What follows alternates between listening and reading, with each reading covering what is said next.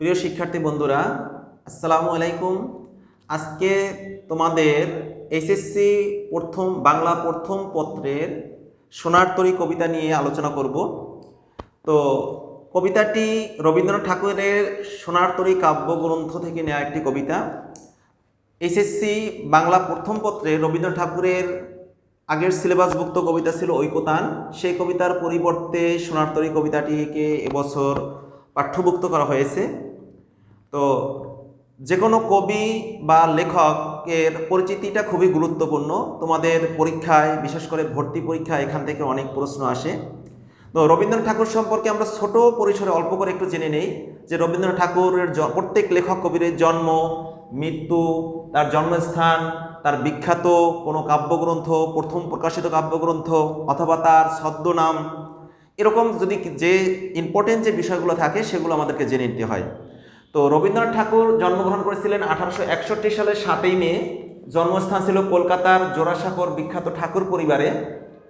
আর তিনি প্রথম এশিয়া মহাদেশের প্রথম বাঙালি হিসাবে তিনি নোবেল পুরস্কার লাভ করেছিলেন 1913 সালে গীতাঞ্জলি কাব্যের এবং অন্যান্য কাব্যগ্রন্থের সমন্বয়ে একটা গ্রন্থের অনুদিত সং অফারিংস গ্রন্থের জন্য। তার প্রথম যে কাব্যটা প্রকাশিত হয়েছিল কাব্যগ্রন্থ, সেটা ছিল 15 বছর বয়সে বনফুল। এবং রবীন্দ্রনাথ ঠাকুর 1941 সালে 7ই আগস্ট তিনি মৃত্যুবরণ করেন। তো এটা হলো লেখক পরিচিতি, আমি সংক্ষিপ্ত আকারে তোমাদেরকে বললাম। এর বাদেও তোমাদের লেখক সম্পর্কে আরও বিভিন্ন তথ্যগুলো তোমাদেরকে জেনে নিতে হবে। তো এই সোনার তরী কবিতাটি, এটি একটি জীবন দর্শনমূলক কবিতা রবীন্দ্রনাথ ঠাকুরের। আমরা জানি এই কবিতাটি একটি প্রত্যেকী কবিতা বা রূপক কবিতা হিসেবেও পরিচিত। এই কবিতায় বাহ্যিক বর্ণনার আলোকে, প্রকৃতির বিভিন্ন বর্ণনার আলোকে একটি মানব জীবনের গুরু রহস্য এখানে উদ্ঘাটন করা হয়েছে। অর্থাৎ এই কবিতার অর্থ এবং বিপুল আলোচনা, নানামুখী ব্যাখ্যায় নতুন নতুন তাৎপর্য এটাকে বিভিন্ন লোক এটাকে ব্যাখ্যা করেছেন, বিশ্লেষিত করেছেন। তো এই কবিতাটা আমরা প্রথমে বললাম একটা রূপক কবিতা বা জীবন বিশ্লেষণ ধর্মী, জীবন দর্শনমূলক কবিতা। এখানে বলা যায় যে রবীন্দ্রনাথ এই কবিতার মাধ্যমে তার দার্শনিক সত্তারও একটা পরিচয় তিনি তুলে ধরেছেন। তো এই সোনার তরী কবিতাটি সোনার তরী কাব্যগ্রন্থের অন্তর্ভুক্ত কবিতা। এই কবিতার মূল উপজীব্য তোমরা লিখে নিতে পারো। মূল উপজীব্য হইল বা মূল যে বিষয়টা হইল মানব জীবনের বাস্তবতা। মানব জীবনের বাস্তবতা। তো মানব জীবনের বাস্তবতা বলতে আমাদের জীবনটা আসলে চিরস্থায়ী নয়। এই জীবনটা ক্ষণস্থায়ী একটা জীবন। আমাদের জীবনটা একসময় শেষ হয়ে যাবে, মহাকালের স্রোতে হারিয়ে যাবে। কিন্তু আমাদের জীবনকর্ম, অর্থাৎ আমাদের শিল্পকর্ম, আমাদের ভালো কাজ, মন্দ কাজ, এগুলো থেকে যাবে। তো এরকমই একটা রূপক বিশ্লেষণ ধর্মী এই কবিতার মাধ্যমে কবিতাটিতে আলোকপাত করা হয়েছে। তো আমরা কবিতার উপজীব্যটা জানলাম। কবিতার যে পাঠ করার মাধ্যমে আমরা যে বিষয়গুলো জানতে পারবো, সেই বিষয়গুলো আমরা একটু লিখে নিতে পারি। যে এই কবিতার মাধ্যমে যে জিনিসগুলো জানা যাবে, মানব জীবনের অনিবার্য সত্যটা উপলব্ধি করা যাবে। মানব জীবনের অনিবার্য সত্য এটা উপলব্ধি হবে। তোমরা এই বিষয়গুলো একটু নোট করে নাও, তোমাদের সুবিধা হবে সৃজনশীল প্রশ্ন লেখার ক্ষেত্রে। সৃজনশীল প্রশ্ন ব্যাখ্যা বা জানার জন্য তোমাদের উপকার হবে। দুটো হলো সৃষ্টিকর্মের মর্ম উপলব্ধি। আমাদের জীবনে অনেক কিছুই আমরা তৈরি করি, অর্থাৎ ভালো মন্দ সব কিছু নিয়ে একটা মানব জীবন হয়। সেই মানব জীবনের যে সমস্ত আমাদের শিল্পকর্ম বা সৃষ্টিকর্মের, এগুলোর প্রকৃত মর্ম উপলব্ধি করা যাবে। এরপরে হলো লিখতে পারো যে সৃজনশীলতার ধরন। সৃজনশীলতার ধরন, সৃজনশীলতার ধরন সম্পর্কে আমরা জানতে পারবো। এরপরে আমরা লিখতে পারি চিত্রকল্প সম্পর্কে ধারণা। অর্থাৎ রবীন্দ্রনাথ ঠাকুর এখানে একটা চিত্রকল্পের মাধ্যমে মানব জীবনের বাস্তব প্রতিচ্ছবি ফুটিয়ে তুলেছেন। তাহলে আমরা চিত্রকল্প সম্পর্কেও আমরা একটা ধারণা লাভ করতে পারবো, ধারণা লাভ এটা আমরা পাবো। এই কবিতার মাধ্যমে আমরা আরও যেটা জানতে পারবো, একজন কৃষকের অসহায়ত্ব অর্থাৎ বা বাস্তবতা। কৃষকের অসহায়ত্ব বা বাস্তবতা। এছাড়া আমরা এই কবিতার মাধ্যমে প্রাকৃতিক চিত্রের মাধ্যমে মানব জীবনের চিত্রটা অর্থাৎ প্রাকৃতিক রূপ সৌন্দর্যটা সম্পর্কে আমরা জানতে পারবো। এক কথায় মানব জীবনের প্রাকৃতিক চিত্র, মানব জীবনের প্রকৃত চিত্র সম্পর্কে ধারণা পাবো, সম্পর্কে ধারণা। তো আমরা কবিতাটা চলে আসি। এই কবিতায় আমাদের আরও কিছু বিষয় আমাদেরকে জানতে হবে। যেমন এই কবিতা রূপক একটা কবিতা বা মানব বিশ্লেষণ ধর্মী জীবন দর্শনমূলক কবিতা আমরা বলেছিলাম। তো এই কবিতায় কিছু শব্দ আছে, সেই শব্দগুলো যে রূপক অর্থে বা প্রকৃত অর্থটাকে সেটা আমাদের জানতে হবে। যেমন এই সোনার তরী, সোনার তরীটাকে বলা হয়েছে মহাকালের সাথে তুলনা করা হয়েছে। সোনার তরী, এই সোনার তরীটাকে বলা হয়েছে মহাকাল, সোনার তরীটাকে বলা হয়েছে মহাকাল। এবং এই তরীর যে মাঝি, অর্থাৎ এই তরীর মাঝি, এটাকে আমরা একটু লিখে নিই, উপরে হয়তো দেখা যায় না। সোনার তরীটাকে বলা হয়েছে মহাকাল। এবং এই তরীর যে মাঝি, অর্থাৎ এই যিনি এই নৌকাটা চালান, তাকে বলা হয়েছে মানে মহাকালের প্রকৃতি, মাঝির যে প্রতীক, এই যে মহাকাল অর্থাৎ তরীর যিনি মাঝি তাকে বলা হয়েছে মহাকালের প্রতীক। এই তরীর মাঝিকে আমরা একটু লিখে নিতে পারি, অর্থাৎ মাঝি, যিনি নৌকার মাঝি বা তরীর মাঝি, তাকে বলা হয়েছে মহাকালের প্রতীক। আমরা যদি এই শব্দার্থগুলো কিওয়ার্ডগুলো একটু জেনে নেই তাহলে আমাদের কবিতাটা বোঝা সহজ হবে। এবং এই কবিতায় একটা চিত্রকল্প রবীন্দ্রনাথ ঠাকুর একটা সুন্দর একটা চিত্রের বর্ণনা দিয়েছেন। যেমন একজন কৃষক, তিনি তার ফসল মাঠে অর্থাৎ ক্ষেতে তিনি তার সোনার ধান ফলিয়েছেন। ধানগুলো তিনি কেটে তিনি এক কিনারায় জড়ো করেছেন।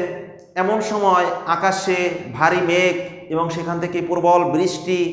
এই বৃষ্টির সময় তিনি এক আশঙ্কা, গভীর আশঙ্কা নিয়ে আছেন যে তার এই সোনার ধানের কী পরিণতি হবে, সোনার ধানগুলো তিনি তুলতে পারবেন কিনা।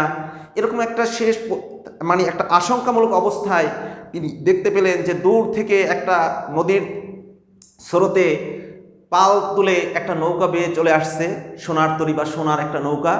সেই নৌকায় তরীর সেই নৌকা বা তরীর মাঝিকে কবি বা কৃষক, এখানে আরেকটু বলে রাখি যে এই কবিতার যিনি কৃষক, কৃষক নিজেকে কি, কৃষক হলেন কবি, কৃষক হলেন কবি, অর্থাৎ কবি নিজেকে কৃষক রূপে তুলনা করেছেন। তখন সেই কৃষক ওই তরীর মাঝিকে, নৌকার মাঝিকে আহ্বান করলেন, ডাকলেন যে তুমি তীরে আসো, তীরে এসে আমার সোনার ধান, আমার যা কিছু আছে তুমি সব কিছু নিয়ে যাও। তো সে মতে নৌকার মাঝি সে তীরে ভিড়ালো এবং তার ধানগুলো অর্থাৎ তার যে কর্মফল অর্থাৎ তার এতদিনে যে কষ্টার্জিত তার সম্পদ সব কিছু সে নৌকায় ভরল। কিন্তু তারপর যখন সে কবি বা কৃষক তাকে মিনতি করলো যে আমাকেও এবার তোমার নৌকায় তোলো, কিন্তু তখন মাঝি বলল যে আমার নৌকায় জায়গা নেই। এটা একটা প্রতীকী অর্থে, অর্থাৎ তার জীবন অবসানের সময়টা এসে গেছে। তার চিত্রকর্মগুলোই, তার শিল্পকর্ম, তার জীবনের সমস্ত কার্যক্রম এগুলোই এখন রয়ে যাবে, তার জীবনটা শেষ হয়ে যাবে। তো এমনিভাবেই এই কবিতাটির একটা বাস্তব চিত্র, মানুষের জীবনের সাথে একটা বাস্তব চিত্র কবি এখানে তুলে ধরেছেন। আমরা এবার কবিতাটি আলোচনা করব। আমি প্রত্যেক লাইনের যে অর্থগুলো থাকে বাস্তব অর্থের সাথে প্রতীকী অর্থ বা রূপক অর্থগুলো, সেগুলো তোমরা একটু নোট করে রাখতে পারো। তো কবিতাটির আমরা শুরু করতে যাচ্ছি। গগনে গরজে মেঘ ঘন বরষা, কুলে একা বসে আছি নাহি ভরসা, রাশি রাশি ভাড়া ভাড়া ধান কাটা হলো সারা, ভরা নদী খুর ধরা খর পরশা, কাটিতে কাটিতে ধান এলো বর্ষা। আমি বলে রাখি এই কবিতাটি একটি মাত্রাবৃত্ত ছন্দে রচিত কবিতা, যেটা একটা ৮ এবং ৫ মাত্রার ছন্দে এটাকে লেখা হয়েছে, রচিত হয়েছে। এবং এই কবিতাটির চরণ আছে ৪২টি।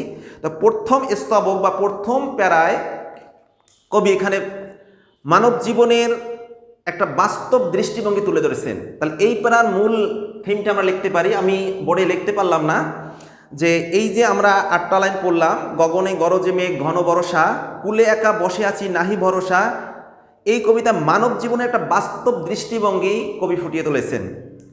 অর্থাৎ আমরা যদি শাব্দিক অর্থটা খেয়াল করি, গগনে গরজে মেঘ ঘন বর্ষা, অর্থাৎ গগন মানে আকাশ, আকাশে গর্জে মেঘ, মেঘ গর্জন করছে, মেঘ ডাকছে, ঘন বর্ষা এবং প্রবল রূপে বৃষ্টি পড়ছে। কুলে একা বসে আছি নাহি ভরসা, অর্থাৎ কৃষক তার জমির ধানগুলো কেটে এক কিনারায় জমা করে তিনি কুলে বসে আছেন, একলা। তিনি একটা আশঙ্কা বোধ করছেন, এখন তিনি এই ধান নিয়ে, তার ফসল নিয়ে তিনি কোথায় যাবেন, তিনি চিন্তায় পড়ে গেছেন। তিনি কোনো ভরসা পাচ্ছেন না, অর্থাৎ তার আশঙ্কা হচ্ছে এই ধানগুলো এখন কোথায় যাবে, কিভাবে তিনি এগুলো নিয়ে যাবেন। অর্থাৎ জীবনের শেষ প্রান্তে, এখানে আমরা লিখতে পারি বা লিখে নিতে পারি, জীবনের শেষ প্রান্তে একাকিত্বের বেদনা। অর্থাৎ কৃষক তার সারা জীবনের কষ্টার্জিত সম্পদ কেটে এখন তীরে জমা করেছেন, কিন্তু এখন তিনি ভরসা পাচ্ছেন না, অর্থাৎ তার একাকিত্বের একটা বেদনা। রাশি রাশি ভাড়া ভাড়া ধান কাটা হলো সারা, অর্থাৎ এই ধানগুলো, এখানে রাশি মানে অনেক ধানের স্তূপ, আর ভাড়া হলো ধান রাখার স্থান বা পাত্র। তা বলছে এই ধানগুলো কেটে কৃষক পাত্রে সাজিয়ে রেখেছেন। ধান কাটা হলো সারা মানে ধান কাটা শেষ, তার জীবনের সমস্ত কাজকর্ম করা শেষ। ভরা নদী ক্ষুরধারা খরপর্ষা, এখানে ক্ষুরধারা বলতে বোঝানো হয়েছে খরস্রোতা নদী। ক্ষুরধারা বলতে খরস্রোতা নদী, অর্থাৎ যে নদীর প্রবল স্রোত। খরপর্ষা বলতে শানিত বর্ষার মতো ধারালো। শানিত বর্ষা আমরা জানি, বর্ষাটা যেমন ধারালো থাকে, কবি এখানে নদীর স্রোতকেও সেরকম ধারালো বর্ষার সাথে তুলনা করেছেন। অর্থাৎ নদীর স্রোতটা এত প্রবল ছিল, প্রকট ছিল, যেটা বর্ষার মতো ধারালো একটা স্রোত। কাটিতে কাটিতে ধান এলো বর্ষা, অর্থাৎ কাটিতে কাটিতে ধান, কৃষক তার জমিতে ধান কাটতে কাটতে বৃষ্টি নেমে গেল, এটা হলো বাস্তবিক অর্থে। কিন্তু এর প্রকৃত অর্থটা যদি আমরা রহস্যটা খুঁজি, যে কাটিতে কাটিতে ধান এলো ভরসা, অর্থাৎ আমার জীবনের বিভিন্ন কাজ করতে করতে আমার জীবনটা ফুরিয়ে এলো, আমার জীবনের সময় আয়ুটা প্রায় শেষ হয়ে গেছে। তাহলে এই প্যারাটা দ্বারা আমরা বুঝতে পারি যে এটা একটা এমন একটা চিত্রকল্প, একটা ধান, কৃষক এবং তার ধান কাটার চিত্র, এবং ধান কেটে কৃষক সেটা তার তীরে জমা করেছেন, কিন্তু এখন তিনি এটা নিয়ে একটা প্রবল আশঙ্কায় ভুগছেন যে তিনি এটা নিয়ে এখন কিভাবে উদ্ধার করবেন। তো এটা দ্বারা বোঝা যায় যে মানব জীবনের যেহেতু আমাদের কর্মফল, ভালো এবং মন্দ কার্যক্রম এগুলোই থেকে যায়, এবং যখন মানুষের জীবনের শেষ প্রান্তে চলে আসে তখন তার কর্মফলটাই অবশিষ্ট থাকবে, তার জীবনটা হয়তো মহাকালের স্রোতে হারিয়ে যাবে। এরপরে প্রায় আমরা আসি, একখানি ছোট ক্ষেত আমি একেলা, চারিদিকে বাঁকা জল করিছে খেলা, পরপারে দেখি আঁকা তরু ছায়া মশি মাখা, গ্রামখানি মেঘে ডাকা প্রভাত বেলা। তাহলে একখানি ছোট ক্ষেত, এই ছোট ক্ষেত বলতে এখানে পৃথিবীকে বোঝানো হয়েছে, যে কৃষকের একটা ছোট একটা ক্ষেত যেখানে কৃষক তার ধান চাষ করেছে। লেখক এখানে বুঝিয়েছেন তার পৃথিবীটাকে, যে পৃথিবীটা ছোট্ট একটা পৃথিবী, এই মহাবিশ্বের মধ্যে পৃথিবীটা খুবই নগণ্য, খুবই ছোট।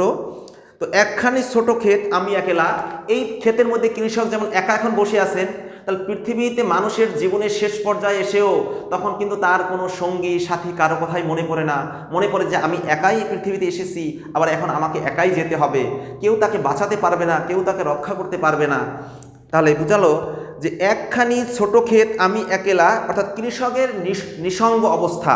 তোমরা লিখে নিতে পারো, কৃষকের নিঃসঙ্গ অবস্থা, অর্থাৎ কৃষকের আশঙ্কা প্রকাশ, তার কর্মফল মানে তার ধান, এগুলা মহাকালের স্রোতে হারিয়ে যাবে, এগুলোকে তিনি রক্ষা করতে পারবেন না। অর্থাৎ তার জীবনটা যখন মানুষের জীবন ফুরিয়ে আসে তখন তার কর্মফলটাই তার কাছে আর থাকে না, সে মহাকালের স্রোতে হারিয়ে যায়। চারিদিকে বাঁকা জল করিছে খেলা, অর্থাৎ বাঁকা জল বলতে বোঝায় যে এখানে কাল স্রোতের প্রতীক। বাঁকা জলটা কি? কাল স্রোতের প্রতীক। আমরা লিখে নিতে পারি বাঁকা জল হলো কাল স্রোতের প্রতীক, অর্থাৎ এই কাল স্রোতে, অর্থাৎ নদীর স্রোতের সাথে যেমন সব কিছু বিলীন হয়ে যায়, তা কৃষকের ধান তার মনে হচ্ছে এখন এই যে নদীর স্রোত, এই ধানগুলো তো নিয়ে তিনি বাড়ি ফিরতে পারবেন না, এই নদীর স্রোতে সব কিছুই হারিয়ে যাবে।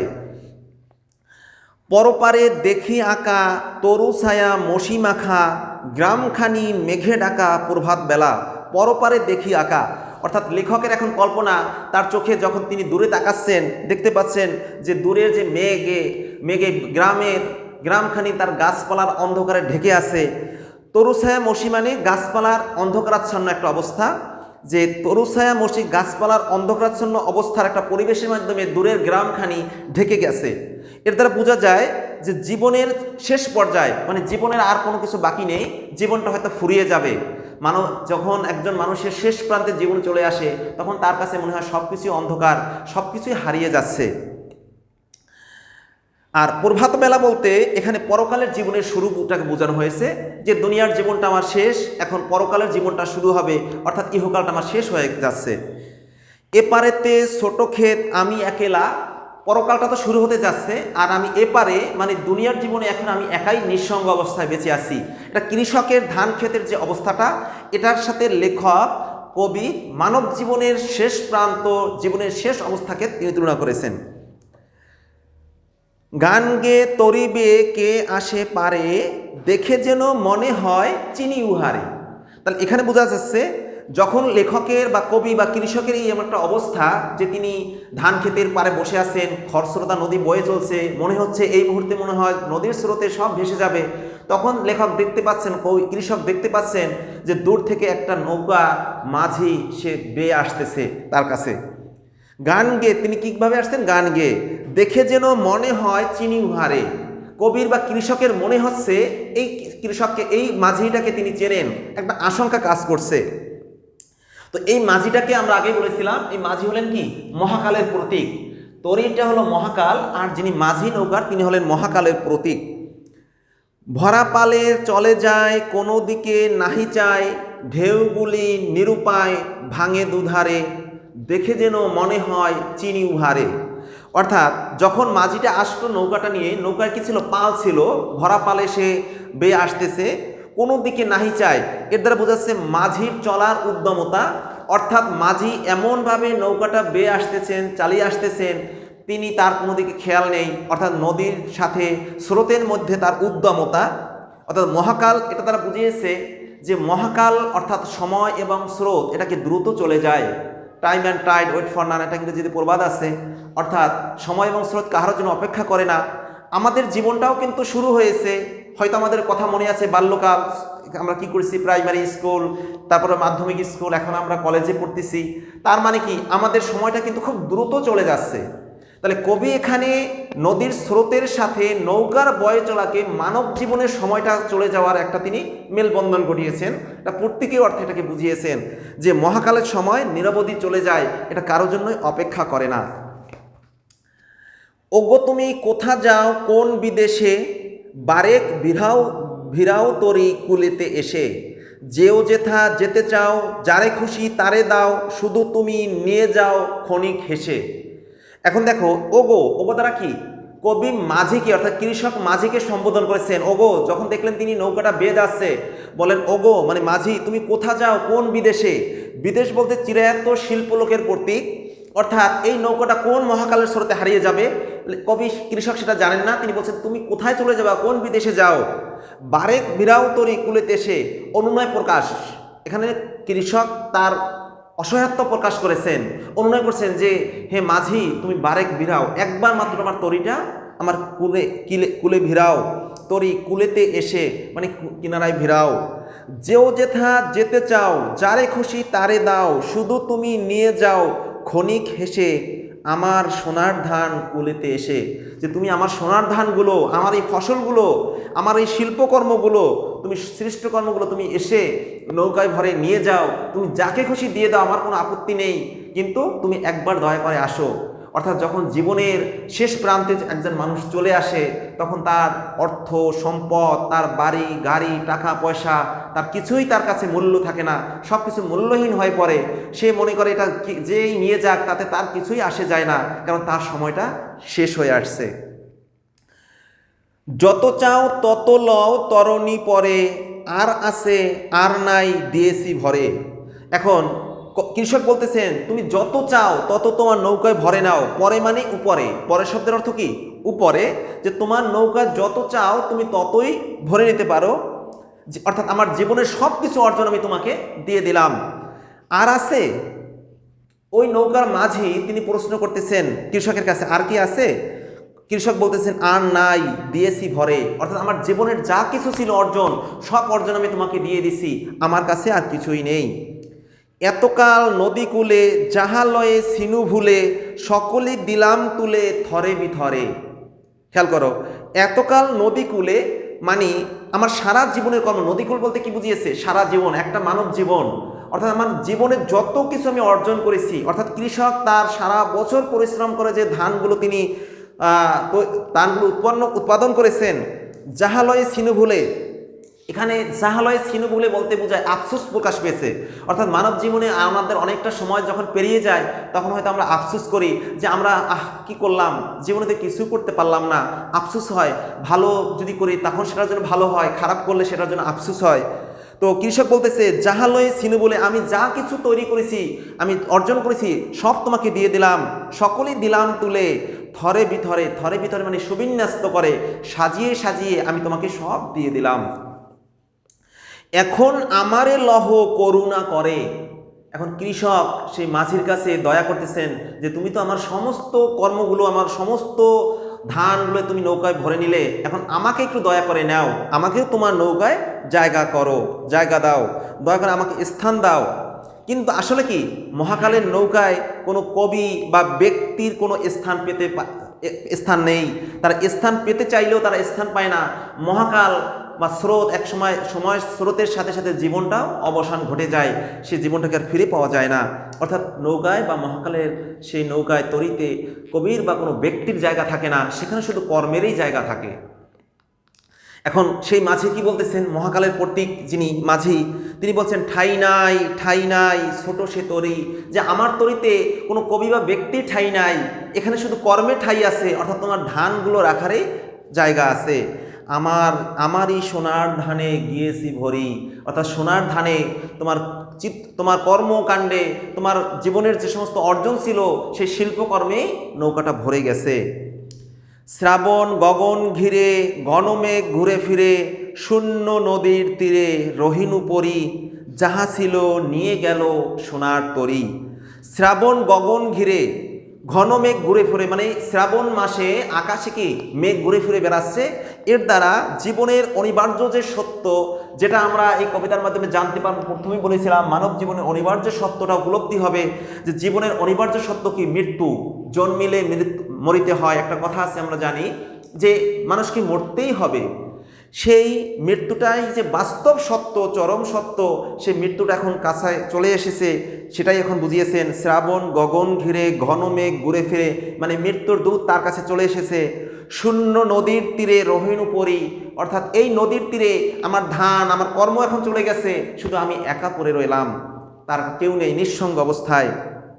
মহাকাল সব কিছু নিয়ে যায়, সমস্ত কর্ম নিয়ে যায়, কিন্তু আমাকে নেয় না, এটা তার বুঝেছেন। যাহা ছিল নিয়ে গেল সোনার তরি, যাহা ছিল মানে কি সমস্ত ধান, সমস্ত সৃষ্টিকর্ম, সেই সোনার তরি অর্থাৎ মহাকাল নিয়ে গেল, কিন্তু আমাকে নিল না।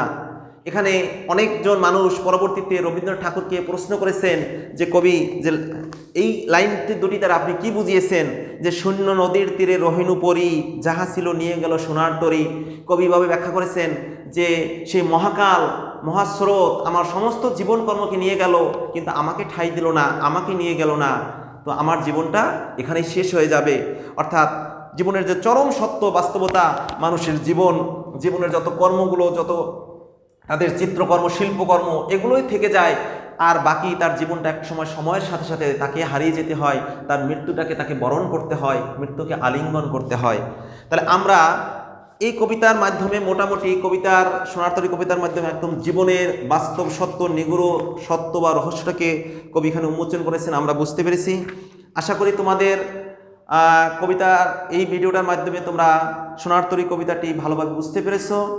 তো আমাদের ক্লাসটি বা ভিডিওটি যদি তোমাদের ভালো লেগে থাকে, তোমরা অবশ্যই এখানে কমেন্ট করে জানাবে, যা পরবর্তীতে তোমাদের অন্য ক্লাসগুলো, অন্য কবিতা বা গল্পগুলো, তোমাদের টিউটোরিয়ালগুলো তোমাদেরকে দিতে আমাদের উৎসাহ যোগাবে।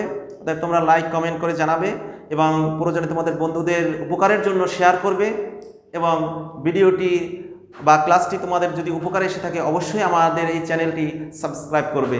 ধন্যবাদ সকলকে, দেখা হবে পরবর্তী ভিডিওতে।